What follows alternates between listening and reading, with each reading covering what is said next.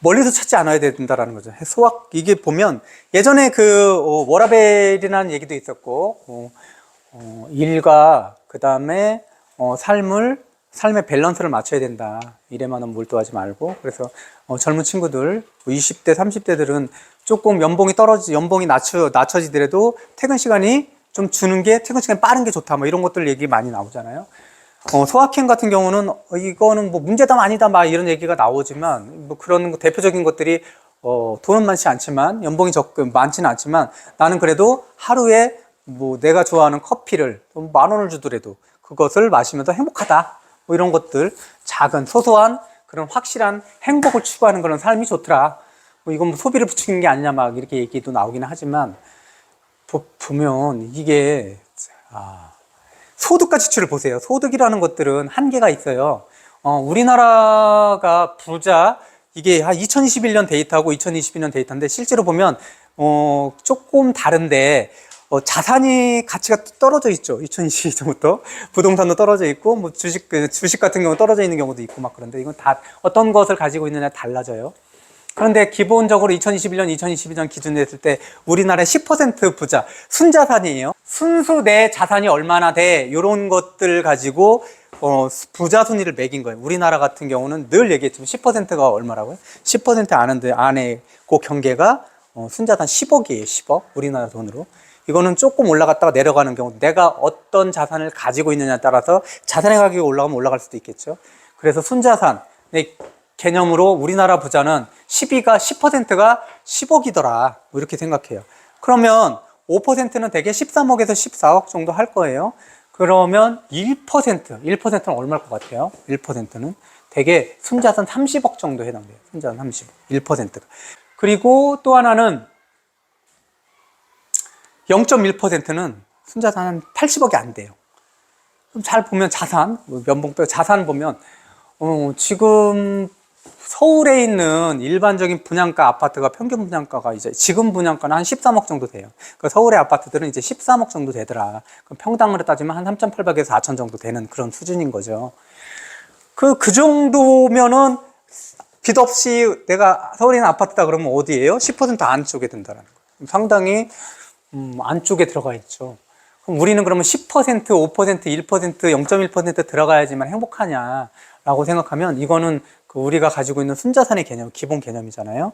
그 순자산이 그 정도에 들어가지 않으면 10% 행복한 삶을 못 사냐? 그건 아니라 그랬잖아요. 행복과 경제적인 수준은 어느 정도까지밖에 안 있더라. 대부분의 맞벌이를 하는 분들, 대부분 그런 분들은 행복한 정도의 수입은 다 되더라. 이 정도. 그럼 중요한 건 행복을 결정짓는 것들의 소득은 어떻게 해야 되냐.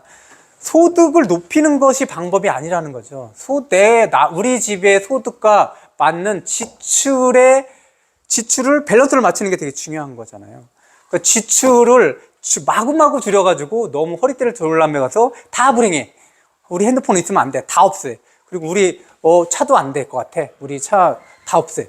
걸어다녀. 자전거 타고 다니고. 이런 것들이 아니라, 극도로 줄이는 소비들이 아니라 어느 정도의 필요한 것들은 사지만 거기에 대해서도 고가품을 굳이 필요한가라는 것들을 걸러볼 필요가 있다는 거죠. 고가품이라는 것들, 사치품은 좀 그렇지만 고가품이라는 것들에 대한 기준을 한번 보세요. 실제로 객관적인 가격이 높은 것들도 있지만 고가품을 사는 이유가 무엇인지, 대부분 보면 자산이야 뭐 그럴 수 있겠지만, 자산이 아닌 일반적으로 우리가 사는 생활에 필요한 물품이라든지 아니면은 사치품에 해당되는 그런 물건이라든지 이런 고가품을 사는 이유가 무엇인가. 그거는 희소성이 있기 때문에 그런 것들이 있어요. 가격이 높기 때문에 이거는 모든 사람이 다 살 수가 없어. 그거는 고가품을 소비하는 그 이면에는 뭐가 있냐면, 내가 고가품을 산다라는 건 나는 남들과 다른 영역에 있어 라는 것들을 과시한다라는 마음이 요만큼이라도 섞이지 않으면 일부러 고가품을 살 필요는 없잖아요. 사실 자동차를 사는데 뭐 현대차를 산다든지 아니면 람보르기니를 사면 이게 뭐 가격이 뭐 10배 이상 차이 나요? 뭐 이렇다 그러면 10배 정도의 성능의 차이가 나냐? 그렇지 않다라는 거잖아요. 핸드백도 우리가 알고 있는 어떤 핸드백은 1,000만 원이에요. 근데 그 정도의 기능을 100만 원짜리는 못 하느냐? 그 아시잖아요. 비슷하게 기능을 한다라는 것들도. 근데 우리는 그 기능상으로 봤을 때는, 용도로 봤을 때, 기능상으로 봤을 때는 별 차이가 없지만 우리는 10배, 20배씩 지불하더라. 그럼 무엇을 얻기 위한 것이냐? 거기에 그럼 황금을 넣으려면 그걸 굳이 할 필요도 없죠. 그럼 거기에 무엇인가 넣으려고 하는 게 아니라 나는 다른 사람이야 라는 것들을 보여줄 그 마음을 거기다 집어넣는 게 아닌가. 그 마음들을 정리하면 그런 나는 다른 부류야 라는 마음들을 접으면 그게 내 행복의 척도가 아니라면 소비를 줄일 수 있다라는 거죠. 소비를 줄일 수 있다라는 것. 이 지출을 줄이게 되면 우리의 소득으로도 충분히 행복한 그 안으로 충분히 들어올 수 있다는 것. 대부분은 그렇잖아요. 대부분. 그러니까 지출을 줄이는 것들을 극도로 줄이는 게 아니라 그런 용도만 맞으면 가격이라는 것들은 우리가 선택하는데 그게 내 마음을 흔들어 놓지 않는다. 라고의 기준들이 정해지면 되는 거죠. 이거는 나만이 아니라 우리 가족 모두, 아이도 그런 것들이 있죠. 어떤 엄마 또는 아빠, 내가 신발 사려고 그랬는데 내 친구가 신발 30만 원짜리 뭐를 샀는데 나도 신고 싶어. 이런 말이 나온다 그러면 그런 것들에 대해서 솔직하게 허심탄회하게 공유를 하고 부모님들이 소비를 할 때 어떤 기준으로 하는지에 대한 것들을 나눌 수 있지 않아요? 그럼 처음에는 설득이겠지만 나중에는 그게 당연한 일이 되거든요. 그런 상황들. 남편이, 다른 기구들, 그런 것들, 남편이 좋아하는 그런 기구들을 사는데, 남자들 같은 경우는 차를 되게 좋아하는 경우가 있으면, 외제차 같은 것들, 굳이 우리나라 차에서는 한 5, 6천이면 해결할 수 있는 거를 한 1억, 2억을 주는 차를 사고 싶어 해요. 근데 그런 것들이 이제 설득이 아니라, 우리 집에서는 그런 것들을 생각은 해볼 수 있지만 소비로서 그걸 못 사더라도 나는 불행해 라는 생각이 안 되게끔 소비의 풍토를 바꿔놓을 필요는 분명히 있을 거라는 거죠.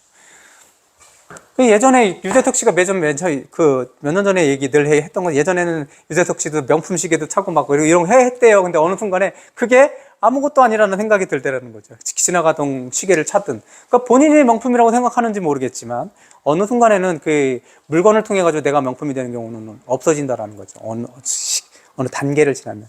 그러니까 내 안을 채우는 것들이 나를 평생, 그러니까 가장 오랫동안 명품을 만들 수 있는 방법인 거는 이거는 예전이나 지금이나 변하지 않는 것 같아요. 이런 농담들 해요. 비트코인이 지금 같은 경우는 우리나라 시대로 9,500, 9,700만 원, 1억도 넘었다 그렇게 하죠, 하나에. 근데 이게 2011년도 기준으로 해서 2008년도, 9년도에 비트코인 처음 나왔어요. 그때 기준으로 해서 저도 기억이 나는데 알고 있던 그 후배 녀석이 얘기하다 보면 저한테 그랬거든요. 그 당시에 형, 나 비트코인을 햄버거 가격에 의해서 햄버거 몇 개 샀어. 이렇게 얘기를 하고 그랬었어요. 그때 햄버거가 롯데리아 기준으로 했을 때 햄버거 하나 900원이었거든요. 근데 비트코인이 그때가 900원이었어요. 그럼 100개 샀다. 9만 원이에요. 그래서 지금 100개 샀다. 그럼 95억이에요. 그러면 지금 실제로 생각해보면 13년 된 거예요. 그러면 잘 생각해 보세요. 내가 100개를 그때 샀어요. 11년에 9만 원 주고. 그러면 지금 그 100개가 있을 확률은 얼마나 될까요? 정말 샀다면. 거의 빵이에요, 빵. 그쵸? 그게 이상하죠? 이거는 모든 투자의 역사에서 다들 그래요. 예전에 피터 린치가 운영했던 그런 마젤란 펀드도 실제로 그 사람이 펀드 매니저로서는 굉장히 성공한 사람들이었고 운영했던 마젤란 펀드도 되게 수익률을 많이 냈지만 역사적으로 그 사람이 펀드로 수익률을 냈던 것들을 온전히 수익을 가져간 사람들은 요만큼도 안 돼요. 중간에 다 판 거예요. 여기도 안 그러겠어요? 조금 오르면 팔았겠죠? 한 10,000원 되면 팔고 또는 10만 원 되면 가슴이 막 방망이질 하지 않았겠어요? 그럼 팔겠죠. 10만 원만 해도 이게 만 원만 해도 10배고 10만 원만 100배인데 100배가 올랐는데 그러면 그거를 1,000만 원 1억까지 기다리는 사람이 어디 있겠어요. 진짜 몇 개라도 있었으면 다행이죠. 이렇게 전체적으로는 그 줄거리를 처음부터 끝까지 보면 대단한 부를 형성할 수 있을 것 같은데 실제로 들여다보면 여기에 해당되는 사람들은 없다라는 거예요. 거의 없는 게 아니라 없어요, 실제로는. 이건 주식도 똑같아요. 예전에 S&P 500이 그럼 실제로 몇십 년 만에 수십 배, 수백 배가 올랐다. 그렇지만 그 수백 배를 다 누린 사람들은 거의 없다라는 거죠. 우리가 투자하고 있는 모든 것들이 다 그래요. 맨날 하기 좋은 얘기를 금을 30년 전에 사뒀으면 지금 떼부자겠다. 그렇게 안 된다니까요. 금도 그렇고 주식도 그렇고 모든 게 다 그래요. 그러면 우리는 어떤 생각을 가져야 되냐면 중간에 적당한 때에 파는 것들은 어쩔 수 없는 거구나. 우리가 사는 집은 뭐 그냥 계속 살 수는 있지만 다른 모든 자산들은 들어왔다 나가는구나 라는 개념들을 가지고 계시고 안타까워 하실 필요가 없다라는. 예전에 뭐 삼성전자를 내가 5천 원에 샀는데 지금 한 5만 원이야 6만 원이야 그걸 왜 팔았을까 막 이런. 파는 게 당연하다라는. 그런 쪽에 지금 막 비트코인 막 올라간다고 해서 막 샀던 친구들이 오늘인가 어젠가에서 비트코인 말고요 그냥 일반 코인 알트코인이라고 그랬죠. 비트코인 외에 그 두 개가 상장 폐지가 된 거예요. 상장 폐지가 됐더니 우리나라에도 그 투자한 애들이 있잖아요. 아이들이. 그러니까 이 비트코인이 사실 보면 예전에 코인 투자 뭐 그거 위험한 거 아니야 라고 했는데 코인을 투자하는 젊은 친구들은 뭐라고 그러냐면 비트코인이나 이더리움 같은 경우를 투자하면 자기는 그렇게 변동성이 별로 없는 그런 안전한 투자는 매력이 없다고 생각하는데요. 하루에도 20-30% 왔다 갔다 해야 된대요. 왜냐하면 자금이 적으니까. 나는 100만 원 가지고 해야 되는데 100만 원 가지고 하루에 3% 엄청난 거잖아요. 3% 올라봐야 그게 무슨 돈이 되냐 이런 거죠. 하루에 30-40% 올라야 되는. 그럼 하루에 30-40% 오른다라는 거는 그렇게 오늘 나온 것처럼 상장 폐지도 가능해요. 언제 될지도 모르는 거고.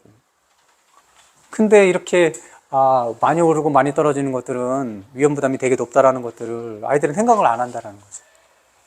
아이들만 생각 안 하겠어요? 어른이 훨씬 더 많죠. 지금은 아주 코인 쪽에 좀 빠지긴 했어요. 전에보다는 몇 달 전보다는.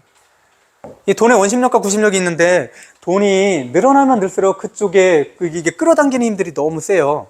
아시잖아요. 그래서 이런 생각을 해. 나는 10억까지만 열심히 벌다가 그 다음에는 자유로운 삶을 살 거야. 안 된댔잖아요. 그 10억을 벌면 10억의 힘이 느껴지는 10억의 힘으로 더 당기는 거예요. 야 20억 벌어야지 30억 벌어 이렇게 되는 거예요. 100억이 됐어요. 난 100억부터는 이제는 세계 여행도 다니고 이제 어디 집 사놓고 그리고 월 소득이 월 그 현금 흐름들을 이렇게 만들어서 나는 평생을 행복하게 살 거야. 100억이 있으면 100억의 힘으로 당긴다라는 거예요. 그래서 200억을 벌고 싶은 거예요. 1000억이면 더 세게 버는 거예요. 그래서 늘 말씀드린 것처럼 그렇게 투자를 크게 했던 사람, 조 단위로 투자해서 수익을 얻었던 사람들이 한 번 망하면 쫄딱 우리 생각에는 야, 몇 조를 투자해서 벌었는데 그게 망할 수 있어? 그 몇 조를 1조의 자산가들, 투자로서 1조의 자산가, 실제로는 존재하기도 어렵지만 그렇게 1조를 투자해서 벌었다고 하는 그 사람은 내 판은 어떤 판이냐면 내가 들어가 있는 판은 10억, 100억의 판이 10조, 100조의 판인 거예요. 그 판에 내가 가지고 있는 순자산이 얼마나 있겠어요? 다 뭐예요? 내 머리지. 그럼 그게 틀어지면 내가 가지고 있는 1조도 그냥 비스켓인 거예요. 털어놓고 나머지는 파산인 거죠. 한 번에. 그 사람들은 천억대 부자인데 어떻게 한 번에 망해? 천억대 부자는 뭐예요? 그 사람이 지금 몸담고 있는 투자판은 1조인데 그게 그냥 망가지는 거잖아요.